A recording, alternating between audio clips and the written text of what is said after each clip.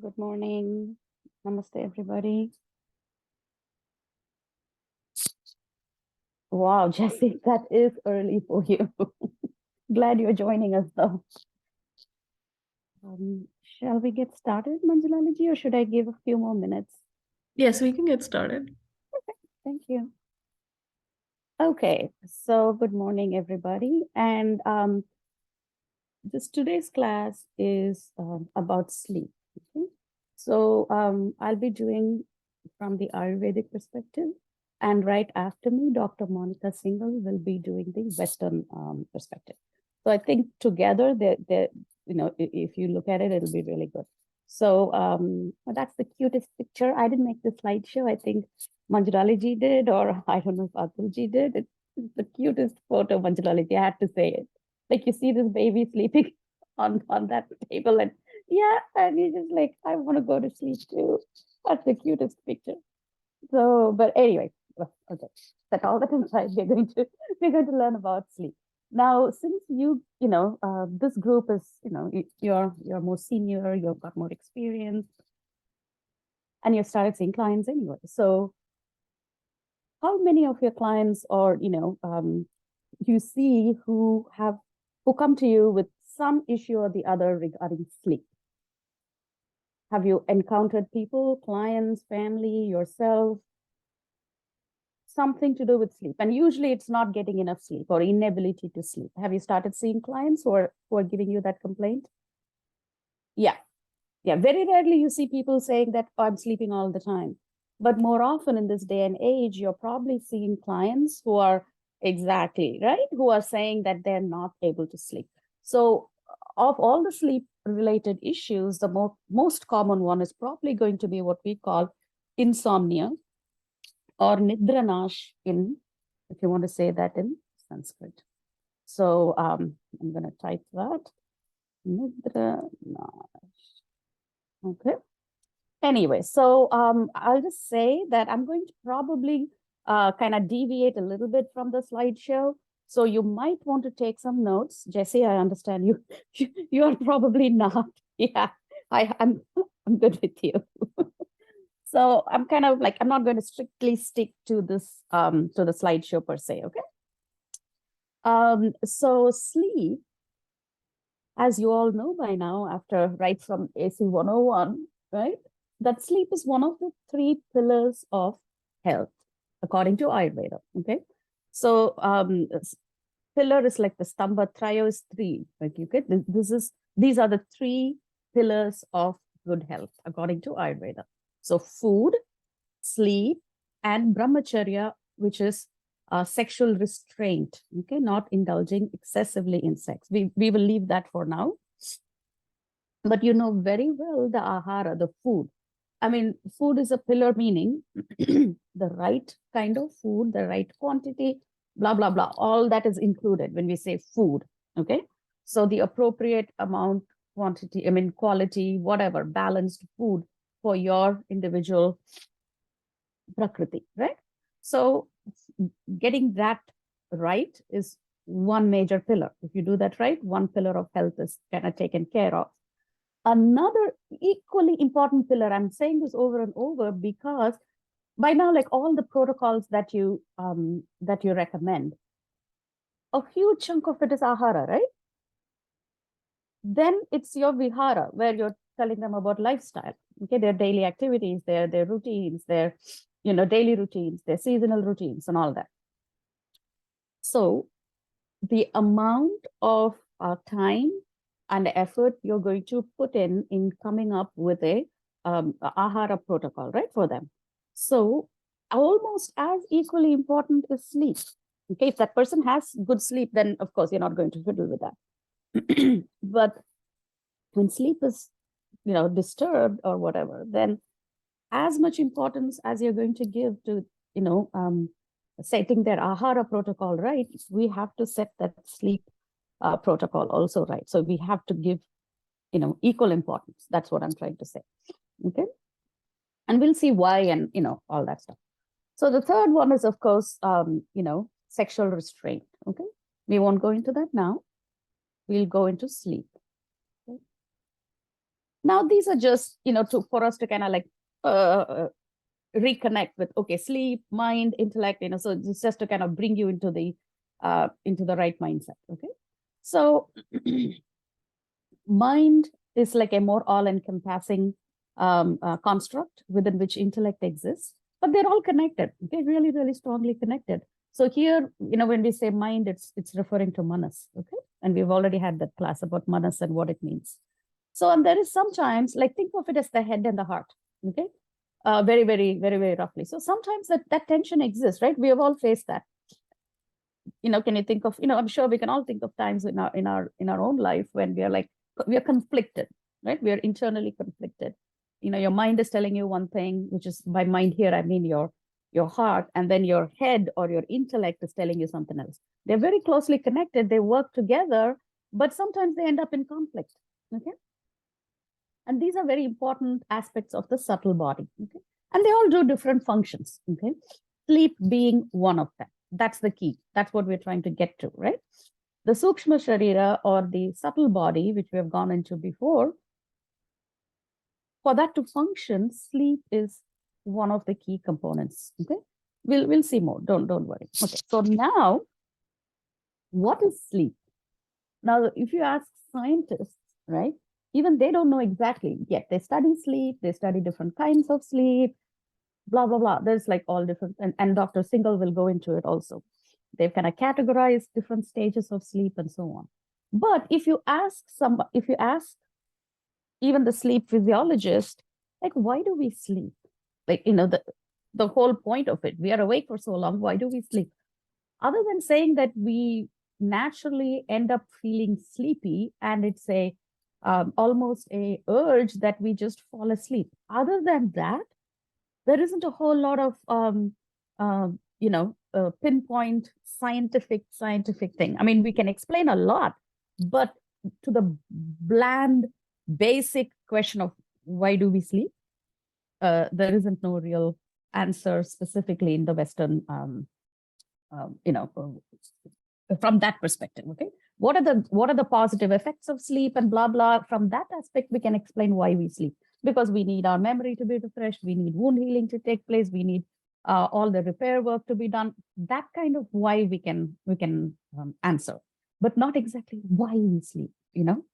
So but anyway, but from the Ayurvedic definition of sleep, now especially our Charaka, right?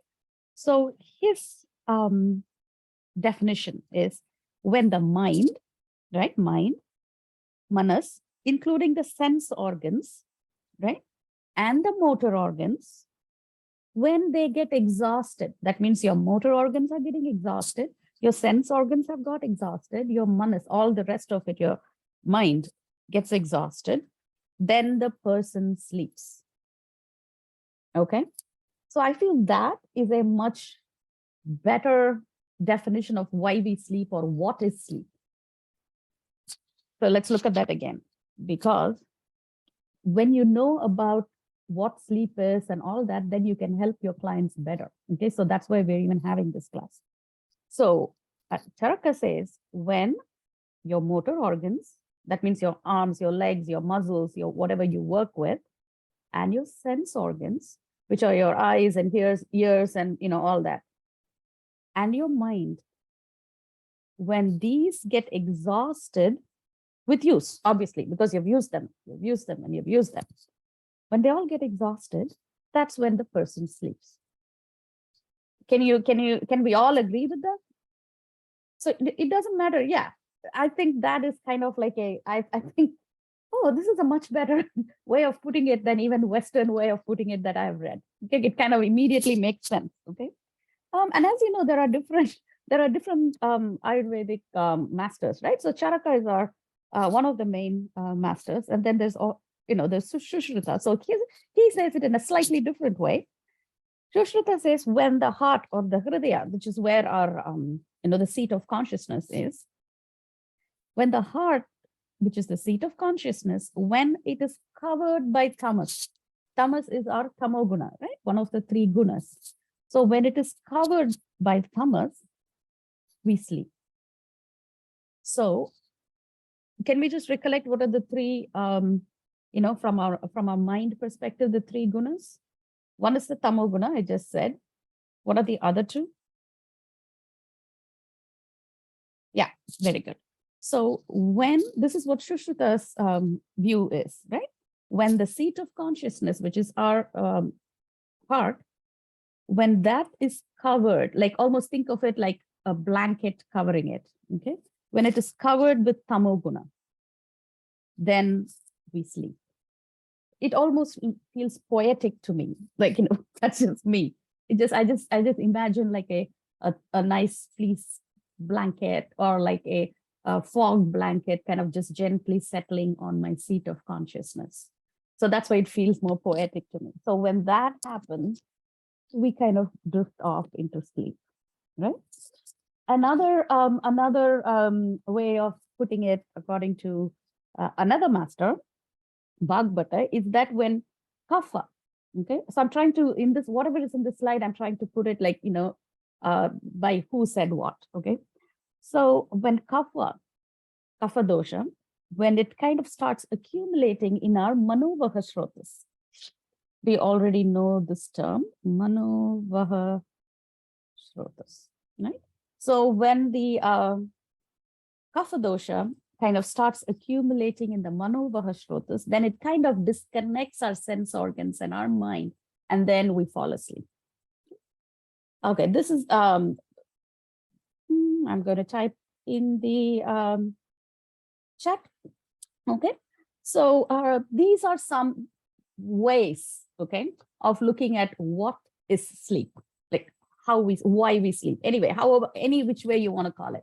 I would stick with Charaka's viewpoint, okay, because it's very clear, everybody can understand it, we can all get behind it, okay? So when your motor organs, your sense organs, your mind gets exhausted by use, then we sleep. The reason we are going on and on about this is when you have somebody with insomnia, go to the basics, start thinking from there, okay? That's what this is going to keep going on and on about, okay? There is something called circadian rhythm, right? So we all know this. So we're just going to quickly go through this. That's the 24-hour cycle. That's called the circadian rhythm, which is part of our internal body clock.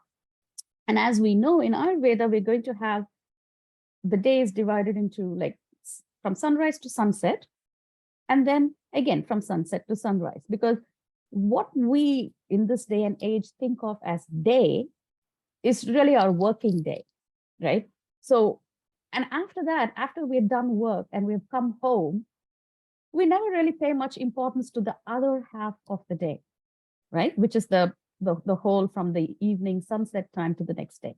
Because imagine the amount of effort and planning and thinking and scheduling and everything you do for your waking half of the day, right? Be it at home or be it for your work or whatever. But think about how much preparation we actually do for the whole other half of the day, which is from sunset to sunrise, right?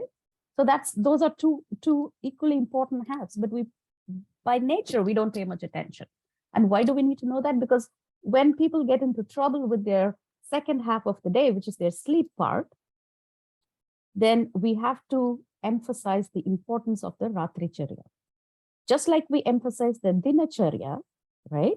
We have to emphasize the Ratricharya because that is another half of a day. So at least, if not equal importance, at least give some importance to this. Does that make sense? It's just more, just if you reflect on it, you will get it. Like, yeah, like how much planning do we do for our morning, from the time we wake up till we finish our day's work and come home in the evening? What about after that, right? This in that second half is when the all-important sleep is taking place. So we need to get into some kind of a Ratricharya routine. Okay, some of us already have it, some of us may not, or we are on our way to setting it up, and many of our clients may not even be aware, okay, that they need a routine, a Ratricharya. Okay. So when you think of sleep, you can think of predominantly sleep is what we do during the nighttime, right? So except if you're a shift worker or you're attending a class at odd hours like Jessie is. So usually sleep means it's during the night. Okay? But you can also sleep during the day. Nothing, nobody says you cannot sleep during the day. We're going to see a lot more about this. in the later slides. Okay. Now the qualities of time will affect the qualities of sleep, right? Which is why sleep is natural in the nighttime for most of us. Why? Because it's dark, because it's quiet, everything is turned down. So it's almost like nature itself during nighttime is kind of making it conducive for us to sleep. And that's why that's the most natural time when most of us sleep. Okay. We don't sit and think about it. Why do I sleep at night? I mean, but then if you think about it, if you've had small children, they will ask you this question, especially when you're trying to put them to bed and they don't want to sleep. And that's when they come up with all these kind of very highly intellectual kind of questions, which you cannot find answers to, because they'll ask you, why? Why should I sleep? Why should I sleep at night? And you think, oh my God, stop being so annoying. But actually, that's a very deep question. So we naturally sleep at night because it's that time of the day when the qualities are more geared, naturally towards sleep. Okay, and we'll see a lot about day sleep later. Now, this is what we were talking about, right? So I will go into more detail. Now, we'll come back to this. The point I want to make is the importance of sleep. Okay. Now, again, we'll go back to Charaka. Like Charaka's view, and there is a shloka there, which says that happiness and misery, nourishment and emaciation, which is kind of losing weight and, losing your strength and weakness. If you keep following, it's like opposites: virility and sterility, knowledge and ignorance, life and death. So all these occur depending on proper or improper sleep. So in that one verse, he has kind of explained the importance of sleep. So if you have proper sleep, it is conducive to happiness, nourishment, strength, virility, knowledge, life. If you have improper or poor quality sleep, it is going to lead you to misery, emaciation, weakness, sterility, ignorance, and death even. Extreme, but so it kind of like, that's how important it is. So he didn't stop with saying, it's for your physical health, your sleep is important. Good quality sleep is important.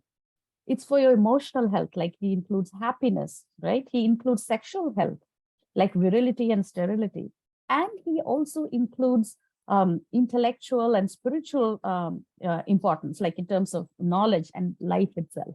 So that is, in a very beautiful one kind of verse, he explains the importance, right? That's from Charaka's viewpoint.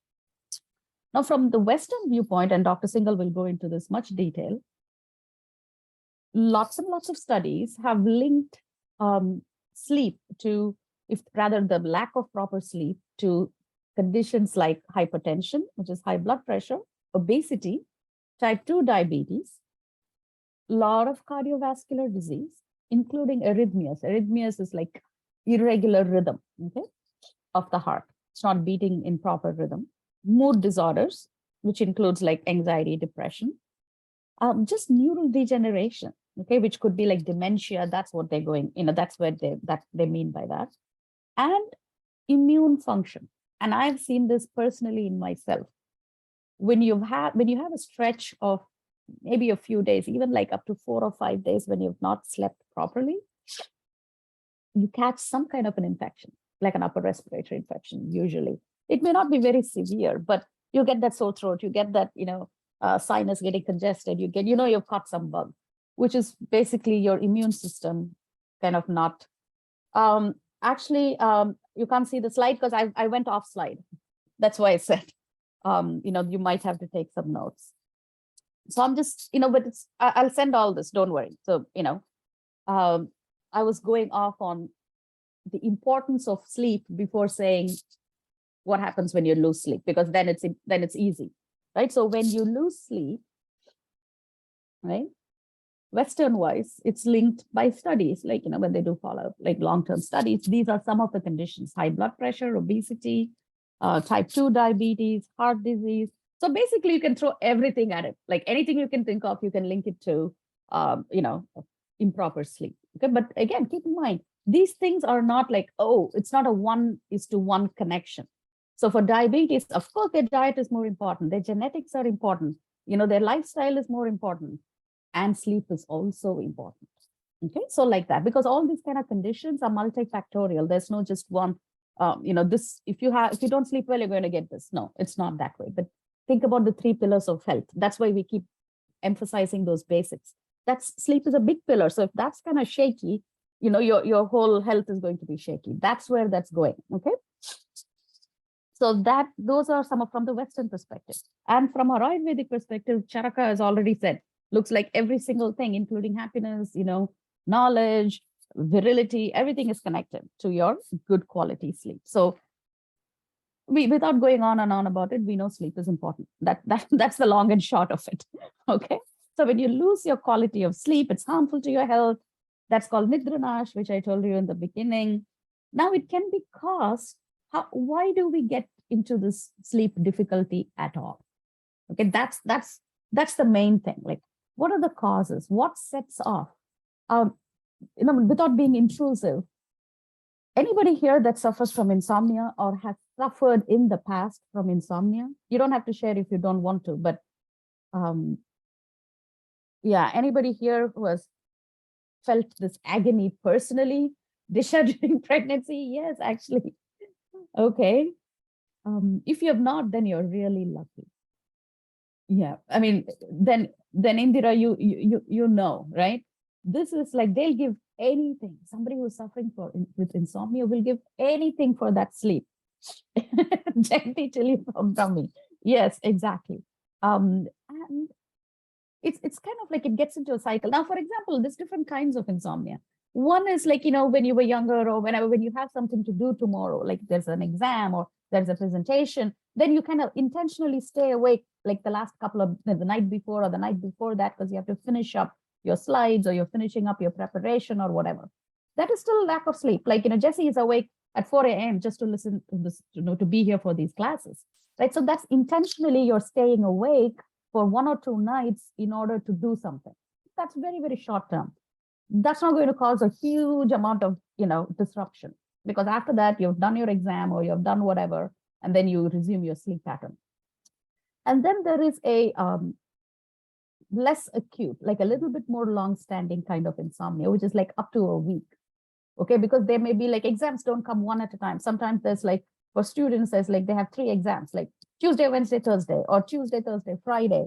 So they are kind of staying up, not 1 or 2 days, but more maybe like 7 to 10 days. You see what that is? Like, so it's a little bit, it's not chronic yet, but it's a little bit, more subacute or subchronic. It's not the 2-day, it's not, long-term, it's in between. Then anybody who has this going on and on, there are no tests or exams or anything to do specifically, they're not intentionally staying awake at night. It becomes that way. So like up, maybe about a month or more, then that's like almost bordering on chronic insomnia. So that means they're not intentionally staying up. They actually want to go to bed. They don't have anything to do that they're staying up, like the exam situation I was talking about. And it is happening for a more prolonged duration. Okay. So, and that kind of insomnia, is what we are going to try to see what are the causes, right? Somebody mentioned here that overstimulation is a cause. Yes, absolutely. So what I'm going to do is, again, I'm going to digress because I'm going to make it a little bit more, how will you think about it? Okay. So forget taking notes, just try to follow. How do you approach anything as a counselor, right? You will go from the dosha approach because that's our basic. That's what, that's what I can immediately go, because go back to your familiar territory, the 3 doshas, right? The vata, pitta, kapha. So go back to that. So if that's one approach. The other approach, since this is sleep, because sleep is, it's connected both physically and emotionally. You have to look at both, because both of them can be, the cause for your insomnia can be coming from your physical body. It can be coming equally from your emotional, mental, subtle body. Okay. Because sleep is that it kind of straddles both equally. Oh, and Marion was mentioning, right? Somebody is not able to fall asleep because of anxiety or due to some, due to trauma. So this, exactly, right? So the cause could be very, very non-physical in origin. Okay. So one is the tridosha, look at it from the dosha. The other thing is look at it from the sattva, rajas, tamas. Okay, like the three gunas of your mind. That also you have, that's another way to approach it. So you have to figure out, and I'll tell you how and why. Okay, let's go back to our basic, which is tridoshas first. Okay, so of the three doshas, right, usually it's kapha that gets the worst rap. Okay, people trying to lose weight, it's your kapha. Everything is kapha, kapha, kapha.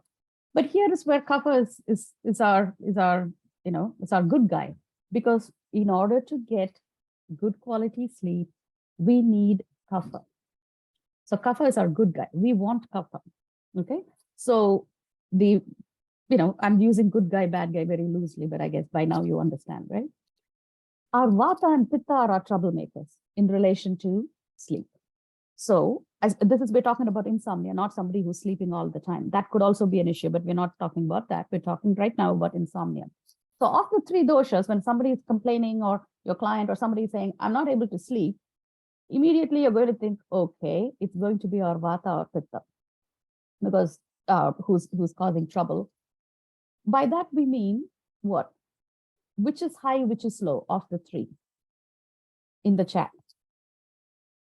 Of our three doshas, somebody is not able to fall asleep. I said vata, pitta, or yep, vata is high. What do you think will be our pitta? It's creating trouble. We know pitta is one of our troublemakers for insomnia. So pitta will be high or pitta will be low? Yes, pitta is high. And what is kapha's role? If somebody is having insomnia, is the kapha high or kapha is low? Yeah, there you go. That's it. That's the formula. So what you're going to say, if you're going to look at somebody, okay, they got insomnia, this is from a tridoshic, like, from the dosha perspective, kapha is our good guy. We need a good amount of kapha. So if there is low kapha, you're going to balance that.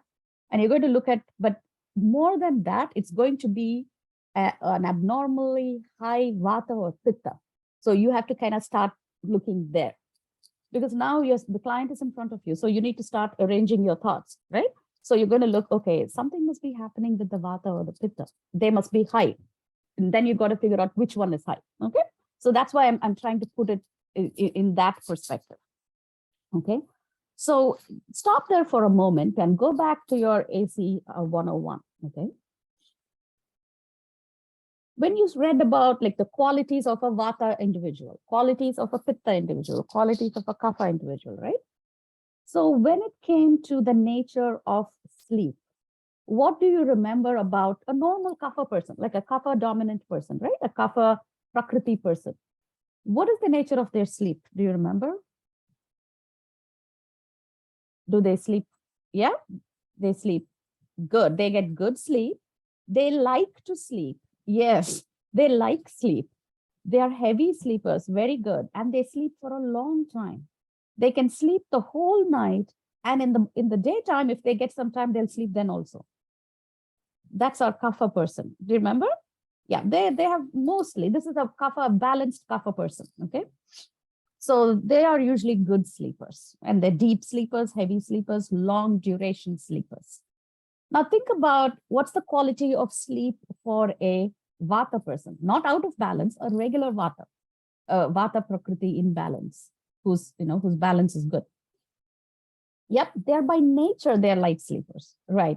They may kind of have interrupted sleep, they may, and they're very light sleepers. That's the only term I can think of that fits perfectly, meaning the slightest noise will wake them up, okay? Slightest noise is not going to wake kapha up, that's for sure. They're deep sleepers, whereas vata are more light sleepers, okay? What about pitta? Normal, balanced pitta prakriti person. What is the nature of their sleep? A pitta person will sleep well, but they don't require that much sleep in terms of hours. Yeah, they don't need that many hours. They sleep lesser hours, but they sleep deeply, and that's enough for them. Like, you hear about like, presidents and, leaders of countries and things like that, who they say we sleep only for 4 hours, 5 hours, but then they are able to function. They're able to operate really well, even with 4 to 5 hours of sleep. But because maybe they're pitta and that's all they need. So if you're a well-balanced pitta person, you don't need 8 hours You don't need 7 hours. They're able to sleep 4 to 5 hours, and that's perfectly fine for them. You know what I'm saying? So even a normal, not out of balance, normal vata, pitta, kapha have different qualities of sleep. I know it's like, oh, it's very basic, but now we are kind of revisiting all the basics from the point of view of insomnia. So vata and pitta individuals are going to be naturally tending towards insomnia more because their balance is anyway tipped towards that, especially vata, right? As opposed to a kapha person. So look at it from the dosha perspective and start kind of investigating the vata or investigating the pitta of this person who is complaining, right? For complaining of insomnia. So keep in mind what their normal sleep itself is like. Okay. So when, you don't have to go deeply when a pitta person is come to you for something else, like, digestion or whatever. And then they say, I sleep only 5 hours. You don't have to go deeply and investigate that. Oh, why are you sleeping only 4 hours or 5 hours? They may tell, that's how I've always been. That doesn't bother me. That's not my complaint. You know what I'm saying? They might have filled out that form and said, how long do you sleep? And then you may be like, oh, that's less. May not be. If that's how they've always been and they're functioning, it's not bothering them. Okay.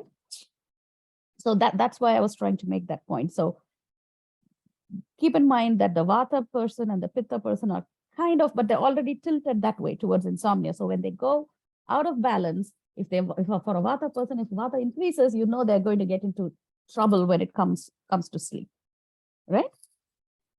So keep that in mind. Now, similarly, from your Rajoguna, Tamoguna, and Sattva-guna, right? The 3 gunas that are there in our qualities of our mind, we have to keep in mind that we need the Tamoguna. Okay, we need the tamas. Remember, that's why I went into those definitions. What does Sushruta say? When that Tamoguna kind of covers your heart, your seat of consciousness, that's when we can sleep. So we need that Tamoguna to come and envelop, our consciousness. Only then we can sleep, right? So Tamoguna is important because Sattva Guna, when we say Sattva is wakefulness. Sattva is being aware, okay? Rajas is movement, okay? So which is active, but both our Sattva and Rajas are active during the day. Now, you don't want them to be too active during the nighttime when you're trying to wind down. You want our Tamoguna to come into play, okay? Now, between waking and sleeping, there's another thing. When we're dreaming, right? When you're sleeping, but your mind is active. Your mind is not sleeping. It's dreaming. Your body is sleeping, we think, but our mind is not really sleeping because you're dreaming. It's doing activity, right? And that movement is our Rajoguna is still there, okay? You're not awake, but there's still movement happening in your mind, right? So these 3 gunas also play a role. Now you can say like, oh, somebody who's very spiritually advanced or who's on that path, like a yogi or somebody who has a lot of sattva, right? They're balanced. They're trying to increase their sattva and they're more sattva. So will they get insomnia? Because that wakefulness is there. Does that question arise? I just asked it anyway, because that's a natural question, right? The next question is that. So we're all wanting sattva. We want to increase our sattva. We want to increase our sattva. And then like, oh, then does that mean you're going to be awake? So what that means is for a sattva person who's increased their sattva, again, for them, they're wakeful. Their mind is wakeful. They will not need to sleep that long. So they are able to be in balance even otherwise. So usually that's why yogis, and when we read about them, they would not be sleeping 8 hours a day at night. They won't. They're able to stay awake. And then when they sleep, they know how to sleep. And then when they wake up, they're refreshed. So they don't need that many hours at all. So because that's the quality of, so that's why I want to say it's not like sattva means awake, rajas means movement, tamas only is sleep. For most of us, yes, right? So, but when you increase that sattva, it kind of brings along with it a lot more knowledge and enlightenment and blah, blah. So that it kind of, the shorter time they sleep is enough. They don't need 8 hours to replenish their mind. They don't have all that junk in their mind to start with. You know what I'm saying? So they don't, because there's not all that much junk to process. So they don't need 8 hours to process the mental junk. So, again, think about it from the Rajas, Sattva, Tamoguna, but mainly think about it from the 3 doshas. Now, when you think of, again, the three doshas, the doshas have each has their 5 subtypes, right? The vata has 5, the pitta has 5, and then your kapha has 5 subtypes of our doshas or the sub-doshas, right? So when it comes to our mind, brain, whatever, that's our sadhaka pitta. Is this coming back? What is sadhaka pitta? Again, AC 101. Anybody? Can you name 1 or 2 other pittas, other sub-doshas for pitta, just so I know that you know? We don't have to list all 5. What are the other pitta? Brajaka pitta, yes, if anybody can say 1 more, I'll be happy. Alocha, very good. Everybody knows everything now. Okay, so yes, right? So that's our sadhaka pitta. Sadhaka pitta is what helps us process our emotions, okay? Now, when we say pitta out of balance can cause insomnia, we're kind of gearing towards the sadhaka pitta, okay? So when you have pitta disturbance, and if your sadhaka pitta is disturbed, right, you do get loss of sleep, you can get loss of memory. I mean, it's not like you're going to completely lose your short-term memory. It's just that those things are not being processed, so therefore they're not being stored, okay? You have to process something, and only then you can kind of sift through it and store it, right? So if your processing is messed up because your sadhaka pitta is out of balance, then it's not going to get stored properly, okay? And again, inability to focus, right? Now, why does sadhaka pitta get affected? Anything that can upset your pitta balance will upset, yes. Additionally, trauma, stress, any kind of, this can get diagnosed as anxiety disorder or depression even. Because you'll think, oh, too much pitta, how can somebody think of that as depression? Because in your mind, you're thinking depression is kapha, dullness, and so on. So it can get diagnosed as anxiety or depression, okay? So that was, so because pitta the long story short, pitta can cause insomnia. Okay, pitta imbalance, that's what I mean, okay? Yes, exactly. They will kind of go hand in hand, okay? Similarly, but the main culprit probably is going to be vata, okay? This is just something which will come instinctively to us, okay? Because that will, you will see that they will have all those flitting thoughts that, jumping from one thought to another, all the typical vata and anxiety related things you will see. So that's what I'm saying. So, but don't exclude our pitta guy, okay? Our pitta can also be the culprit, okay? So keep all 3 in mind. The third one is our kapha, which is a less kapha. So increased kapha is not going to be a problem in insomnia. So it is going to be these 2, okay? So when you're thinking, and again, like Dr. Singhal will go into it, the different stages of sleep, right? So from our sub-dosha perspective, from our vata, it's our pranavata, or pranavayu, that subtype, right? The pranavayu, and from our pitta, our sadhaka pitta, these are the sub-doshas involved in sleep, okay?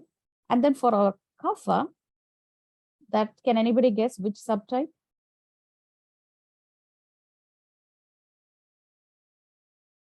The tarpaka kapha. Yeah, exactly. So these are the 3 sub-dosha players, okay, predominantly.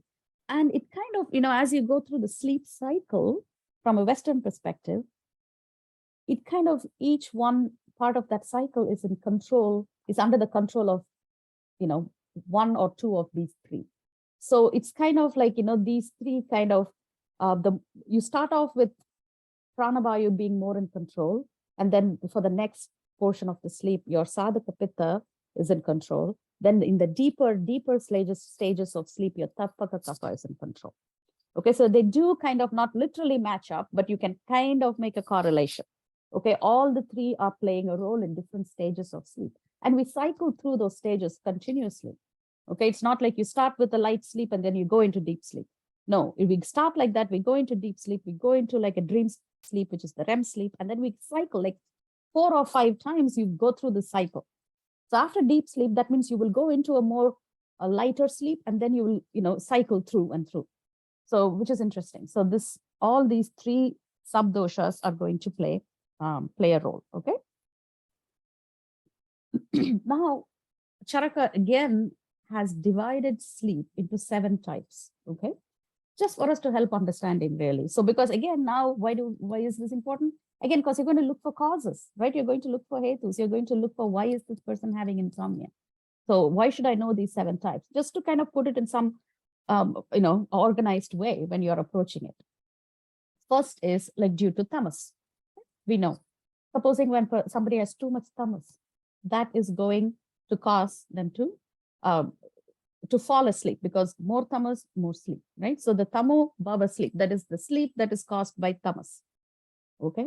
Shleshma means, don't get too caught up on the names. Okay. Shleshma is another synonym for kapha. So sleep that is induced by your kapha dosha. Right? We don't. Kapha also is pro sleep, right? Then sleep that is caused when there is mental exhaustion, right? When you're mentally exhausted, like you've had a very tough day, you've been squeezing your head trying to solve this particular problem or whatever.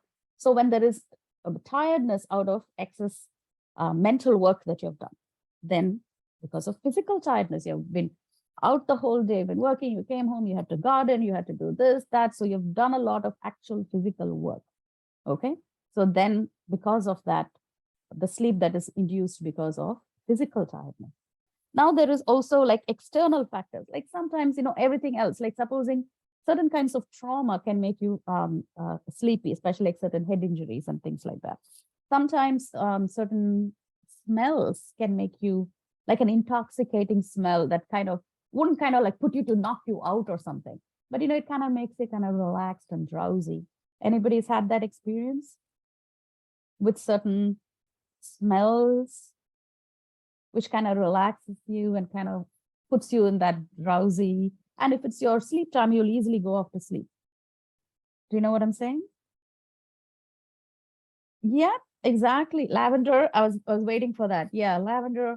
And for me, sometimes even rose does that. It kind of relaxes you. And if it's your sleep time anyway, you're going to like gently go off to sleep. Yeah, right. So, but not so much. But he's talking more about also like external factors, like I said, trauma, and sometimes it has also been described like towards the end of life, when somebody's terminal, then they are also sleeping a lot. Okay. Then this is the 6th one is due to diseases, like certain kind of, if you're not well and if you have certain diseases, sleep itself is a symptom of the disease. Okay, like certain kind of fevers. So the person will be sleeping. They're not sleeping because of pure tiredness. The sleep is a symptom of the disease itself. Okay, so that's obviously not a normal sleep. Then the last one is the natural sleep. Okay, which we sleep at night. Okay, so these are the different types of sleep. Again, how are we going to use it? We probably are not going to find many of these, because if a disease is that bad and they're it's related to a disease, then they're going to be probably a little bit more serious in nature, so that you're not probably going to see them. But we are probably going to see these, right? 1, 2, 3, 4, most commonly, right? Again, another way to divide sleep, okay? This tamasic sleep, this is kind of like a deep, deep sleep, which is not normal. Again, this is like a coma. Okay, so when somebody's in a coma or coma-like state, you don't say they're sleeping, right? But they look like they are. So that kind of sleep. So this is not normal sleep. Okay. The second one is this type. That's the normal physiological sleep. Okay. The third category is any kind of disturbed sleep. Okay, supposing they have, like we said, excess vata, and they're still sleeping, but it's not a good quality sleep, right? It's a very disturbed sleep. So that kind of disturbed sleep due to some kind of a doshic imbalance going on. So there's natural sleep. There is a very deep coma-like sleep, which is abnormal, and other kinds of disturbed sleep. So it's another way to categorize it, okay? So now we are going to see what are the factors, okay, that can disturb sleep. Okay, so I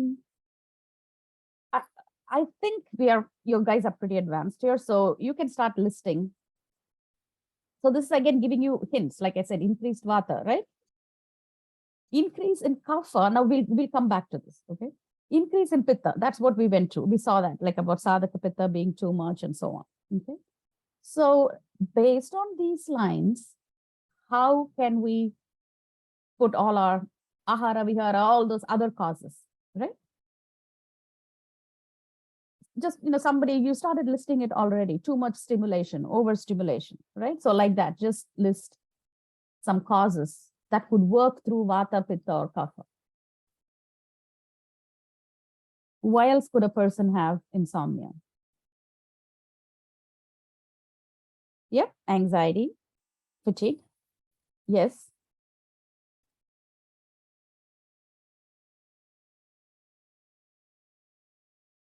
Trauma. Very good. Yep, you slept in the day. This is very commonly it happens. You've taken a big fat nap. You slept for like 2 hours or 3 hours in the afternoon. Certainly that's at night, you're not going to get good quality sleep. Very good. Yes, excessive use of senses. Very good. Yeah. Okay. So I'm going to kind of like just kind of put them all together. Yes. Unsafe home, alcohol, eating wrong time. See, now you're kind of like thinking, digging more into your, client encounter experience. You're digging more into your AC 101. Yep. Exactly. So now think of it again, right? Let's think about emotional. So there can be a bunch of emotional causes, right? That is our fear, our anxiety, our worry, anger. Have you been so angry that you couldn't sleep? Has it happened? It used to happen to me when I was much younger. Oh, you're a nice soul. there are some individuals, especially if you have high pitta, and people just frustrate you so much, or so you think, and then sometimes outright anger. Yes. Yep. Recently, a friend of mine called me up just to vent, and that was what she said. Oh, this person angered me so much, but I couldn't say anything. But when I went to bed, I was so angry, I just couldn't sleep. Okay. See, there you go, Marion. Good reason. So yes, so another emotion, anxiety, grief. Okay, when somebody's grieving too, right? And when you're, all those emotions that you're trying to suppress throughout the day, they're going to catch up with you sometime or the other. And happiness. Have you been so happy that you couldn't sleep? You're happy. Yes. So even an excess of happiness. So this I'm not making this up. This is listed, too happy, and you're too happy or you're too excited. And then the butterflies, the excitement sometimes can also be just like in a little bit of that, but even a good emotion, if you're under that, you get even that. So a bunch of list of emotional, yes, last day of exam, I know that feeling, So that is, so emotional states. So that's one big umbrella, right? We can throw everything, all these under that. Then other things that somebody is doing physically, for example, exercise. So if you exercise too close to your bedtime, a gentle walk certainly helps induce sleep, but not like half an hour before you're trying to sleep. Okay. So too much exercise, okay? Too much sexual exertion. Okay. So even any other kind of exertion, it could also be mental exertion. Supposing you've been like struggling with a very difficult problem on your laptop or whatever, it may not be physical, but then you're struggling with even thinking something through, and you're kind of revved your brain up, okay, just before going to sleep. So any of those excessive activity, be it physical or mental, right? And a whole slew of ahara related factors. Now, eating too much, eating too close to bedtime, right? Just in food alone, or being hungry. Have you tried to go to bed hungry? You cannot sleep. Okay, so when you're so a whole bunch of causes related to food. So when we talk about food, it's quantity, too much or too little. It's also the quality of food. It's also the timing of food. So you don't want your body to be stuffed with food. Your stomach is trying to digest, it's trying to accommodate and do all that, and then you want it to sleep also. It's not going to happen, right? So the quantity, the timing, and then the quality. Now think about quality. Again, back to AC 101. So what are the qualities in food that can aggravate your Vata dosha? If you're in the habit of eating food that is Vata, going to aggravate your Vata, just list some examples of food that can do that. Yeah, that's your Pitta. That was going to be my next. So if you're eating oily, spicy food aggravating your Pitta, then that could mess with your sleep. Yes, popcorn. So anything that's a dry food, basically. Yeah, yep. So dry foods. So if your ahara is quality of food is going to aggravate your Vata or Pitta, yes, that can food, so contributes in all three different ways: the quantity, the timing, the quality, right? So in addition to that, specifically certain kind of things like coffee, stimulants. So stimulants or even smoking. So those, if you do close to your bedtime, that's obviously going to stimulate you. And how long, when should I have my last coffee of the day? Now that's different for different people. For at least 3 to 4 hours before bedtime, that should be, you don't have any more coffee, 3 to 4 hours at least. If you're sensitive to coffee, then now I can drink a cup of coffee or not really strong and still go to bed. So, there's some people like even after 5 o'clock in the evening, if they have any coffee, any which way, light, strong, they cannot sleep. So it depends how sensitive you are to coffee. Okay. So any kind of stimulant, right?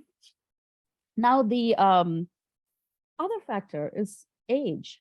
As a person ages, they do not sleep as well as they did in the past. So they seem to either need less sleep or they're unable to get enough sleep. Okay. So most of your older clients will have some degree of insomnia. Okay. Yeah. See, yes, you can't drink any coffee at all afternoon. So you're probably more sensitive to the effects of coffee, right? To the effect of that stimulant in the coffee. So age is a factor. Okay. Now we went through all the Vata aggravating and Pitta aggravating sorry, foods, and any kind of food means just like, in addition to food, your ahara and vihara too. So any Vata aggravating vihara or lifestyle that you're doing, Pitta aggravating lifestyle that you're doing, right? So all that will come under the same. So that's why I said approach it as a tridoshik kind of thing, like you approach anything else, you'll be good. Things like in your vihara, you have to pay attention to is your habit itself, right? So what is your routine? So do you have a routine? What time do you fall asleep? Do you fall asleep or go to bed? Forget falling asleep. Go to bed at the same time. Do you have a routine there? That you're going to really focus on. So, and then when you say, okay, I'm going to go to bed, what is your actual sleep routine, right? So do you dim the lights? Do you go to bed with your iPhone? Do you going to bed with your iPad, whatever? So what is your actual sleep ritual? You're going to dig really deep till they are like, I don't know. Don't ask me too many questions. I can't even remember anymore, kind of thing. So that part of that, what is your routine? Okay. On a night to night basis. But not only that, like supposing this person is a shift worker. Now their life is entirely upside down. But then again, when shift workers work, sometimes they work the night shift day after day after day. But sometimes they kind of cycle around, like they'll do 4 nights, then they will do 4 days, and then they will have 4 days off. Okay. So you need to know what exactly is there. So, and if they are completely opposite, then you'll have to kind of shift their entire dinacharya, around. So that can also be because, it completely disrupts their sleep cycle, right? So those are some of the other things. Now there is another small category that I want to point out. You might want to make a note of. Like somebody mentioned this, supposing your bed is uncomfortable and you will not believe the number of times, and this is more among family and more slightly older family members, will say, I can't sleep. And then you ask them, when was the last time you changed your mattress? Well, I've had the same thing for like years. I mean, how many years? And it's like 20 years, right? You've got to change your mattress. Because, and then say, I'll wake up with all kinds of aches. My back is never properly. Change your mattress. I mean, mattresses don't last forever. So especially in this country, you need to, so an uncomfortable bed. I mean, they just gotten so used to it. They don't realize that that's not even comfortable. So it could be something that simple. Okay. But it's important to ask. Again, the temperature in the room, right? Now here again, it's very interesting because if you're a Vata or if you're a Pitta makes a difference. Because for a Pitta person, even if the room becomes slightly warm, they're going to get very uncomfortable and they're actually going to wake up. Okay. So, but for a Vata person, the Vata person wants that extra blankie. They want one more. They want it nice and warm. Okay. And I don't even know if you're sleeping next, if you're a Pitta person and you're sleeping next to a Vata person or whatever, it's a disaster because you can never agree on what the temperature is in this room because one person says it's too hot, one person's like it's too cold, and you're up half the night trying to fiddle with the thermostat, right? Because exactly, that's what I mentioned. Indira, I knew exactly where we're coming from. And neither person is, and if one of them is, especially the man, has a little bit more kapha, they will still be able to sleep through whatever complaint. And then if you are kind of stuck and you're either a Vata or you're like a Pitta who was woken up, you're done for, or even something more basic, like the person next to you is snoring. Okay. And then that's like this, it's a disaster. So it could be something very simple like that too. I'm not minimizing the effect. I'm just saying that there are a lot of other, so we can put it under environmental things, like what's happening in your room, in your bedroom, right? So is the temperature okay? Is your bed okay? Is there noise? Is there light coming in? Like for a Vata person, a little bit of light coming in, or even sometimes for a Pitta person can be like, they cannot sleep at all. For a Vata, it's more noise. Okay. So they just cannot sleep. So things that are happening. So sometimes they may need some of that white noise kind of things, right? That might kind of help them keep that extra noise away. So you have to kind of figure out what's in their immediate environment that's probably not allowing a natural Vata will not be able to, because they're light sleepers. And that's why we agreed on that, right? They're light sleepers. So if there is a little noise coming here and there, or somebody else is awake, right? Supposing you have a student or somebody else who's staying late at night and studying or something, and they're going up and down the stairs or whatever it may be, right? Or even if something creaks in the middle of the night, they wake up and that's it. After that, they cannot go back to sleep, right? So that's what's happening in their immediate environment. Sometimes we also forget there are certain medications they may be on that kind of interferes with sleep, okay? So that is also something worthwhile. If that's their main complaint, it will be helpful if you can kind of look at their medication list and see if anything is associated with insomnia as a side effect. Okay.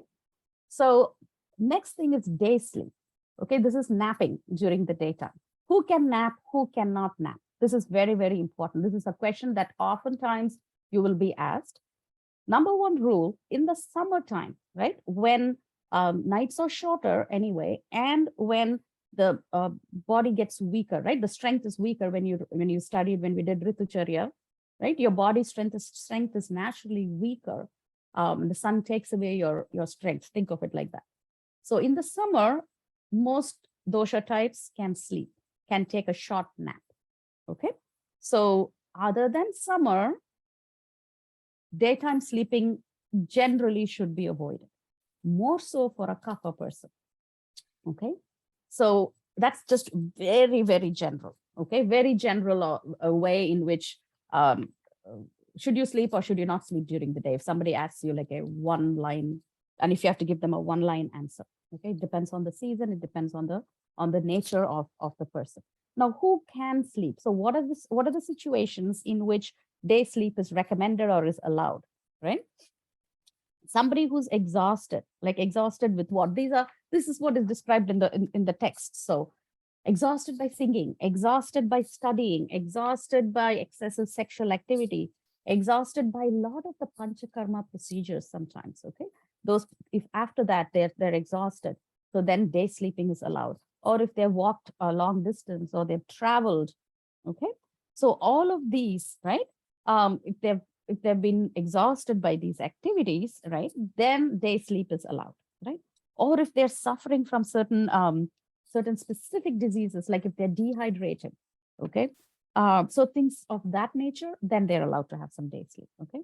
So supposing you didn't sleep well the previous night, you're allowed to catch up with a nap. But like if you were awake for like 2 hours, you lost 2 hours of sleep, roughly 50% of that time, you can take a nap. Like you lost sleep for 2 hours, maybe about an hour you can nap to catch up. So if you lost sleep the previous night, you can catch up. But I didn't sleep for 4 hours at night, so I'm going to sleep 4 hours in the daytime. Doesn't work like that. 50%, okay, of whatever you lost, right? So again, this is the contraindications, meaning who are the ones who should not sleep? Anybody who's overweight, trying to lose weight, anybody who's too much, whose kapha is high, or who's having a kapha-induced illness, right? If, which is again like our obesity or whatever, kapha-type illnesses, right? And if you are dealing with certain kinds of toxins in the body, right, they also should not sleep during the daytime. Okay, so these are the contraindications and indications, roughly, right, for day sleeping, because this is a question that will be asked. I mean, your clients will ask you, should I nap or shouldn't I nap? Okay. So like you can say, like if you're very exhausted, like you've traveled the previous day and you want to nap, you can take a short nap. Try to keep it like 45 minutes. Okay. If you have to nap, don't nap for 2 hours. That's not, that's not going to be good. Does that make sense? So those are some of like the broad guidelines for daytime sleep. And you'll get asked this in quizzes and things like that. So that's what. So that is physiology of sleep from an Ayurvedic perspective. Okay, and Dr. Singhal will go through the Western aspect. If you have any questions, please ask me on Slack.